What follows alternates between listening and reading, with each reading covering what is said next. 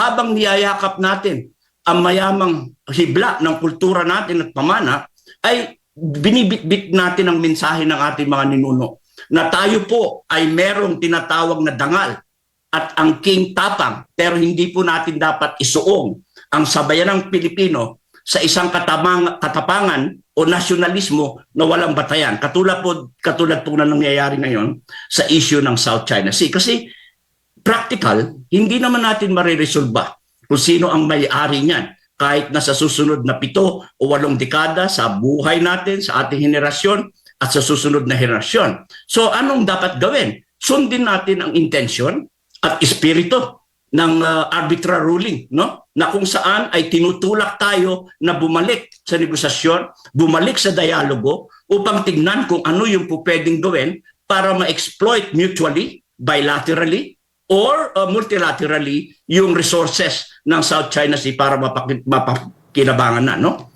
Kaya nga yung ating mga maliliit na mga isda, ramdam natin yung hinaing, no?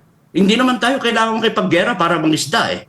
Ang ibig bang sabihin dahil merong arbitral ruling ng 2016 at na-invalidate ang 9-dash line, tayo nang may-ari ng South China Sea. Yun po nadidinig nating panawagan, no? Mali po yun. Yun po ay isang fake nationalism at wala po yung batayan sa arbitral ruling. Mantakin mo 6 ang competing claimants yan. Tapos sasabihin mo na, yung 9-dash line na invalidate, kami nang may-ari ang Pilipinas. Di para mo rin niyakap yung konsepto at abstraction ng 9-dash line ng China. Hindi po yun. Pero tamang-tama itong pambansang kilusan ng maisog, no? Na nagmula sa Pilipinas dahil kinakailangan ang dapat nating kalampagin ay kalampagin natin ang kapayapaan, hindi digmaan. Kaya kung bibigyan nyo ako ng pagkakataon o panukala, naisip na naman ito sa Pilipinas, magkaroon tayo ng isang programa dyan na kalampagan tayo para sa kapayapaan. Kaldero, kahit anong timba dyan, i-atlas natin at ilagay sa isang araw na ito lang ang gagawin natin para ipakita sa administrasyon na ito na ang pambansang interes ng Pilipinas ay palakasin at patibayin ang trade and commerce relations sa iba't ibang bansa, hindi yung makidigma. Kaya nga ito yung nakakapagtaka dahil ang mga superpowers ngayon, sa minutong ito, may mga disipulo at may mga government officials at nag-uusap sila kung paano lalong palakasin ang economic ties nila, no? Pero bakit hindi natin pwedeng gawin yan sa Pilipinas? Bakit ngayon ay para tayong inuudyukan na pumasok sa digmaan? Kaya lalo ako nakita ko na nakipag-meet pa si Pangulong BBM kay President Zelensky. Ano ito? Ano itong pinapasok at tinutulak ng administration? Bigla tayong nawala sa focus. Nasaan yung pulisiya mo, Pangulong BBM, na tayo ay dapat kaibigan ng lahat ng kapaligid natin at walang kaaway? Dahil yan naman ang pambansang interest natin eh. Paano tayo nauwi dito sa bingit ng digmaan? Sir, isa rin po ba sa mga tinututulan ng mga Pinoy dyan, yung PI, People's Initiative? Tama, oo.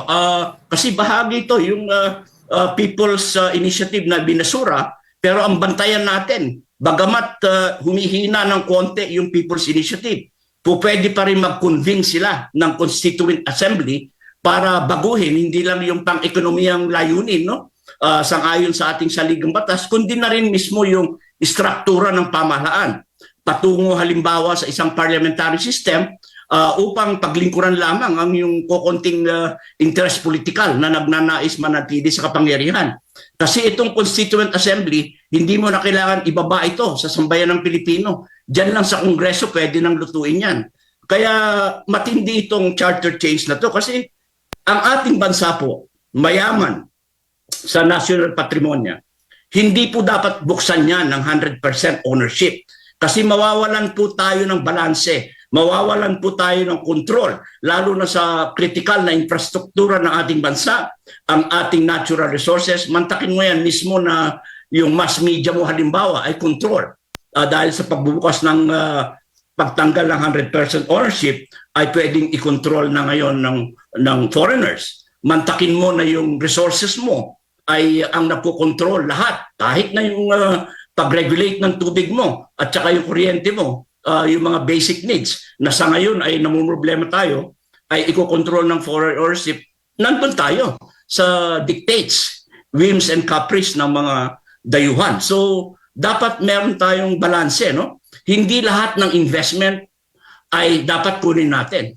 Mag-focus tayo sa sound investment. Na ang ibig sabihin ay ano yung makakatulong para ma-industrialize ang Pilipinas? Ano yung makakatulong na mag-create ng economic opportunities para magkaroon ng maraming trabaho para ma-meet natin yung basic needs? Kaya nga ang panawagan natin dito, magsimula tayo sa basic needs approach.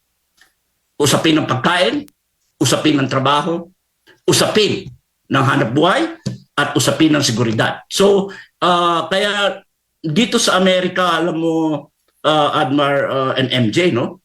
Nakikita natin yung estilo sa pelikula, yung Wag the Dog, yung estratehiya na lumalabas tayo sa mga pangunahing suliranin at iba-ibang issues ang nakikita natin at hinaharap natin na pampagulo sa tunay na issues ng ating bansa. Kaya dapat magising tayo. Kaya dito sa Amerika ay sisimulan namin yung mass mailing or petition sa United Nations, sa senador, sa mga congressman para ipakita yung halimbawa yung mga violations ng ating basic rights, yung free speech and freedom of assembly, dahil ito dapat may pakita natin yung indikasyon ng authoritarianism sa ating bansa at yung pagkitid nila at pagpapakitid ng espasyo demokratiko.